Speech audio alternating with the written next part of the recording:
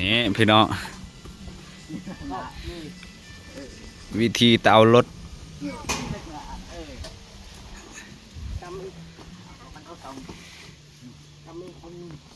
นี่ยาได้จะหน่อยนักกากมันไปตั้มใช่ไหมพอแล้วเอานี่แหละโซเฟอร์ของเขาโซเฟอร์ตีนพีปิดหมอก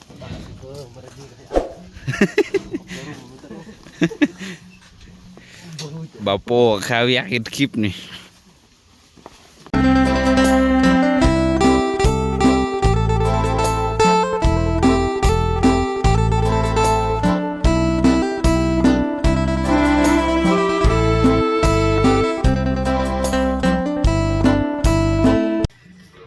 สบายดีพี่น้องมื้อนี้ขึ้นภูคือเก่าพี่น้องออกสวนเก็บกาแฟนี่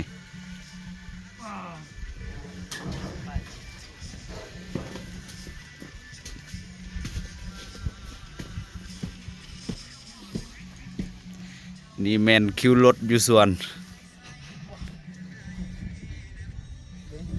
โซเฟ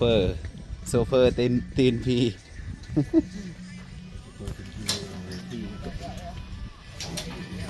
นี่คิวรถอยู่ส่วนรถบักลายปุดลึงปุดเราให้ดอกหมอกดูโมยนี่ดูหมอกดูอะไรหมอกรถเลยดูหลับรถดูเอามาซากับบ่มีบนจอดรถได้นะนี่ผู้บ่าวมาแต่มันบ่ง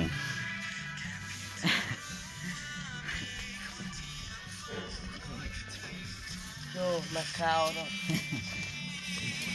บ่แม่นนักข่าวยูทูบเบอร์นักสัมภาษณ์บ่โอ้สบายดีให้มาชวนหลับเลยเมื่อกี้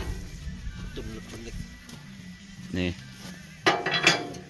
เอ้าลูกสะเทนตำแหน่งอะไรให้มาช่วยเจ้าละช่วยหน่อยช่วยตู้นี่วิธีเตารถขึ้นเบาเอา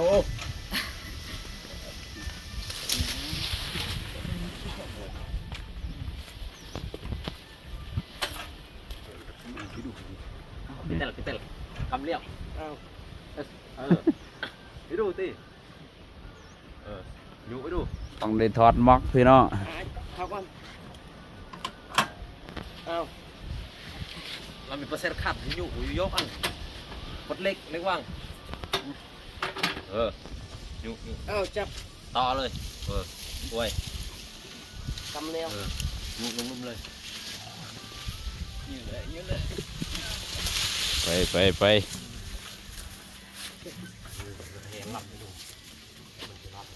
ยืดมัดอะไรนี่พี่น้องวิธีเตารถ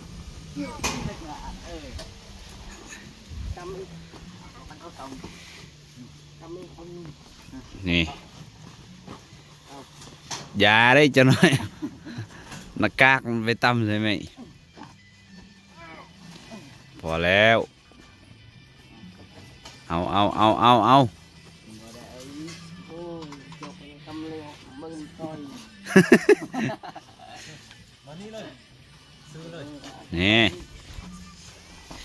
นี่แหละโซเฟอร์ของเขา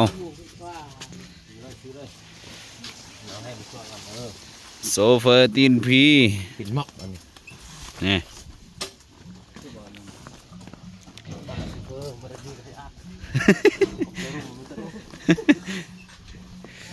บ่าวโป้ข้าวอยากเห็นคลิปนี่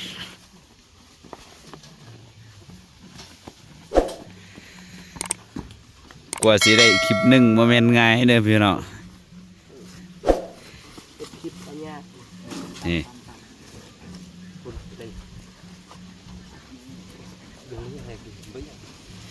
ยกก้นนี่นะ นั่นนี่ก่อนวิทได้เดี๋ยวไป เอามาไปอยู่เลยกี่ดิ วิทลองกินวิทเลย นี่ นี่คือวิธี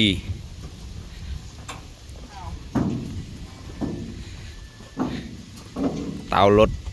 อยู่ภูอยู่พาพี่น้องนี่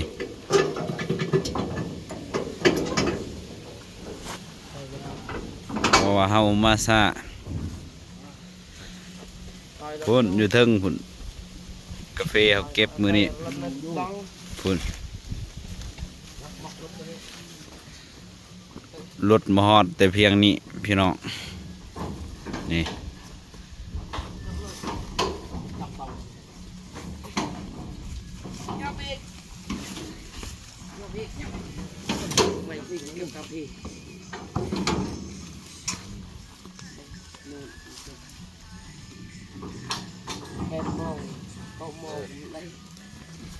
ติด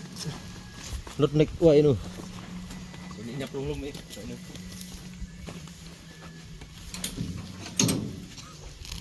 เล่งนู่น วิทมารถนะ วิทวิทรถสักที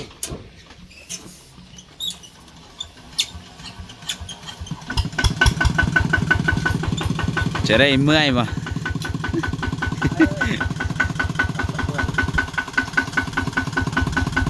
นี่โซเฟอร์ของเฮา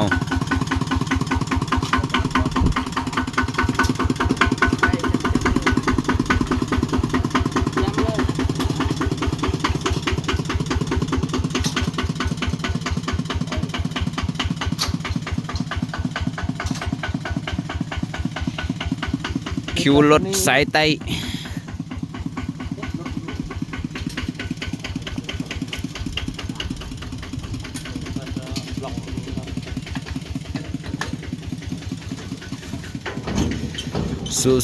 สู้พี่น้อง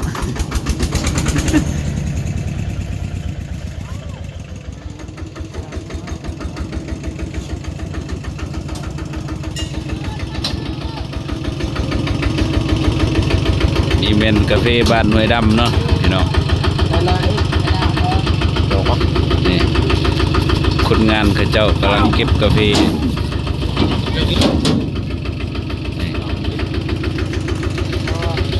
คันบ่ยกม็อกนี่เตาลุกบ่ได้เด้อพี่น้อง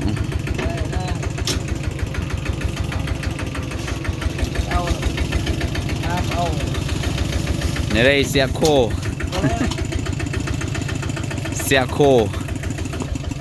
มื้อนี้สิได้จักคุเจ้านี่ สี่คู่ ได้บ่ ตอนเช้าหันได้สี่ตอนแม่งได้ห้าคู่ว่าเฮาย้ายรถเสียเวลา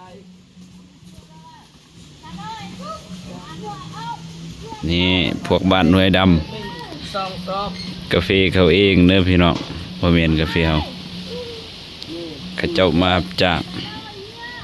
เซลนู่นหันเก็บเป็นมือก าแฟบ้านเขาเอง โอ้เนาะ นี่แหละผู้บ่าวที่เก็บไว้ที่สุด ทีมงานเฮา ตอนเช้าอัน5 โลตอนไหน5 โลดี10 โลหันได้ นี่ ปิด โซเฟอร์ตีนพี่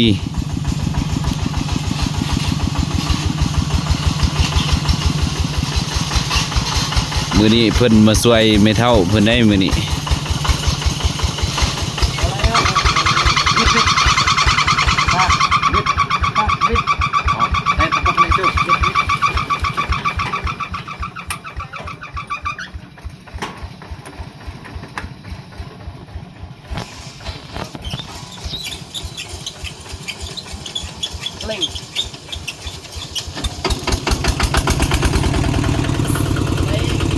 เบานุ่นจัดการเบานุ่น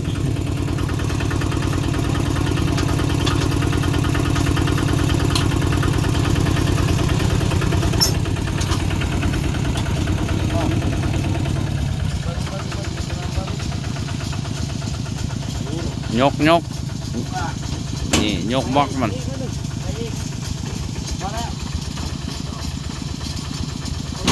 นี่พี่น้อง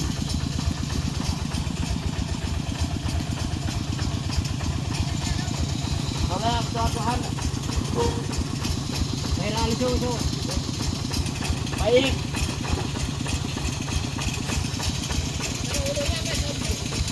อีกไปใส่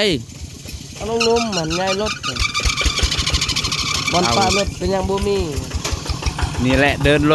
รถคิวรถ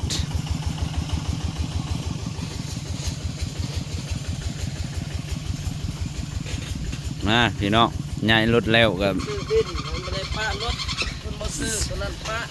โอ้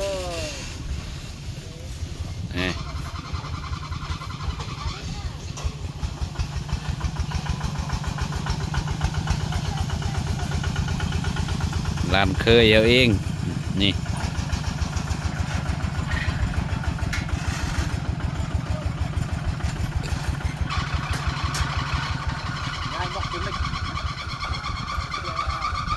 เตารถซิ่งอีก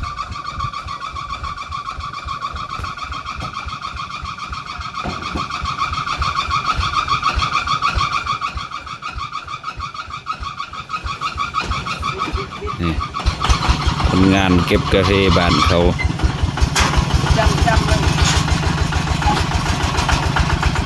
นี่แม่นทีมงานเฮา4 คนนี่นี่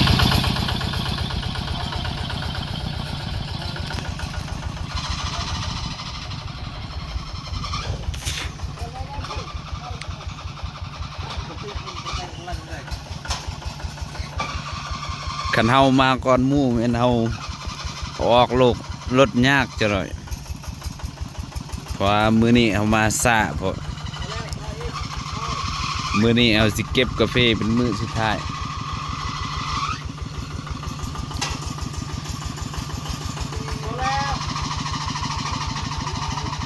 นี่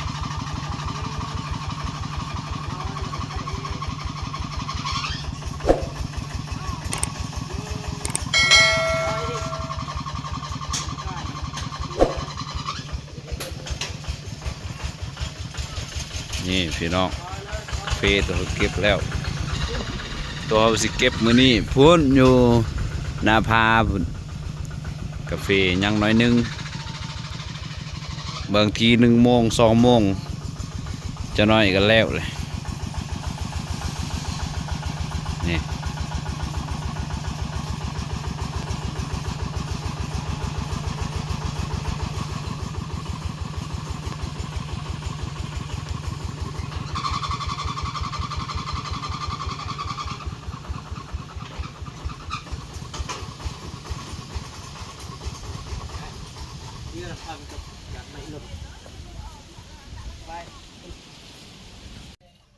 เอาพี่น้องมาฮอดพี่แล้วกันผู้อยากเฮ็ดคลิปมันยาวยันพี่น้องเบื่อ